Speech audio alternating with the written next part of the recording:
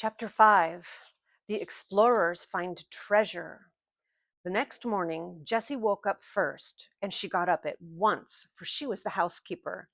The dog sat in the door of the car and looked at her as she jumped down to get the milk for breakfast. Then he jumped down after her. Jessie walked down by the little brook and stopped to look at the waterfall. It was beautiful. I must look in the refrigerator, she said with a laugh. It was a funny refrigerator. There was a rock behind the waterfall, and the night before, Jessie had put the 2 bottles of milk in the hole in this rock. Now she took out the bottles and found that the milk was very cold. Is it good? Called Benny, who sat in the car door. It is delicious, cried Jessie. It is cold, too. She got up into the car with the milk and sat down beside Benny. Then the 4 children drank the milk for breakfast. Henry said, "Today I'll go to town and try to get some work to do. I can cut grass or work in a garden or something. Then we'll have something besides milk for breakfast." He washed his hands and face and started out. "I'm so glad you have a dog, Jessie," he said. "Goodbye. I'll be back at noon." The children looked after Henry, and then they looked at Jessie. "What are you going to do now, Jessie?" Benny asked his sister. "Well, Benny," answered Jessie, "we'll go exploring and look for treasures. We'll begin here at the car and look until we find a dump." "What's a dump?" asked Benny. "Oh, Benny," said Violet, "you know what a dump is? Old tin cans and old dishes and bottles." "Are old tin cans and dishes treasure?" Benny wanted to know. "They will be treasures for us," answered Jessie, laughing. "And wheels?" asked Benny again. "Will there be any wheels on the dump?"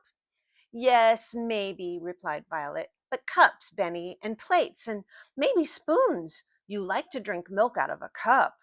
"Oh, yes," agreed Benny politely, but anyone could see that his mind was still on the wheels. The explorers started walking down the old rusty tracks, with Watch hopping along on 3 legs. The other paw, still tied up with Jessie's handkerchief, was held off the ground, but the dog looked happy. He liked these kind of children. They all walked along through the woods, looking this way and that, and after a while the old track came out into the sun, and the explorers found that they were on top of a hill. They could look down and see the town below them. "Henry is down there," said Jessie. Benny was walking along behind his 2 sisters. Suddenly he cried happily, "Look, Jessie, there's a treasure, a wheel." The girls looked where he was pointing, and they saw a big dump with many old bottles and tin cans on it. There were also both wheels and cups. Indeed, there were dishes of all kinds. "Oh, Benny," cried Jessie, "you saw the treasures first. What should we do without you?" Violet ran over to the dump. "Here's a white picture, Jessie," she cried. Jessie looked at it. It was all right, with only one small crack. "Here's a big white cup, too," she said happily. "Can you use a teapot, Jessie?" asked Benny. "Yes, indeed," she replied. "We can put water in it. I have found 2 cups and a bowl. Let's look for spoons, too." Violet held up what she had found, 5 spoons, covered with rust. "Good," said Jessie. "Here's a big kettle. Let's pile all the dishes in it. Then we can carry them back to the boxcar." Benny had found 4 wheels just alike and laid them to one side. Now he held up a pink cup. There was a big crack in it, but it had a handle. "This will be my pink cup," said Benny. "I hope it will hold milk," said Jessie, laughing. "It's a beautiful cup, Benny." The children laid all their treasures, even the wheels, on a board, and the girls carried the board back to the boxcar between them. They put the dishes down by the brook. "Now we must wash them," said Jessie. "All right," agreed Benny. "We'll wash my pink cup." And never did a little boy hand dishes so carefully to his sisters as Benny did. The girls washed the dishes with soap, and Jessie used sand to get the rust off the spoons. "There," she said, washing the last shining spoon. "How fine they look! But I'm afraid they still aren't clean enough to eat from. When Henry comes home, we'll get him to build a fire. Then we can have hot water to rinse them. Then they will be very clean."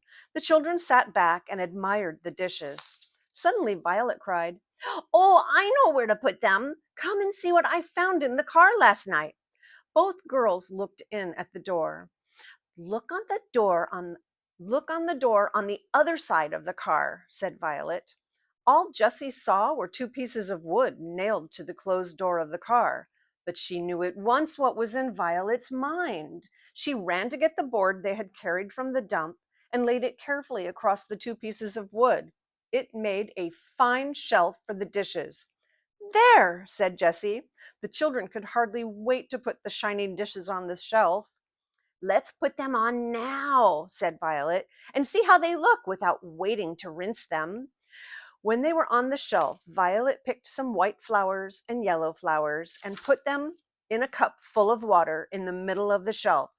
"There," said Jessie, stepping back to look at it. "You said 'there' 3 times," remarked Benny happily. "So I did," replied Jessie, laughing, "and I'm gonna say it again."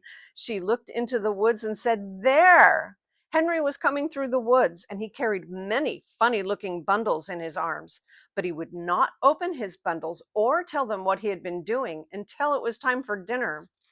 "Where did you get the dishes?" he cried when he saw the shelf. "We went exploring," said Violet, "and found a big dump." The children began telling him about their treasures. Benny told him about the tin cans and his pink cup and his wheels. Jessie took out the big kettle and asked him about building a fire. "We want to use the dishes to eat from," she told him, "and it's hard to get them clean in cold water." So Henry made a small fire in an open place where it could not burn anything. He put big stones all around it. "We ought to have a fireplace," he remarked. Jessie cleaned the kettle with sand and filled it with water. Then Henry put it on the fire. Soon the water was boiling, and Jessie rinsed the dishes carefully. "Now I know they're clean enough to eat from," she said happily.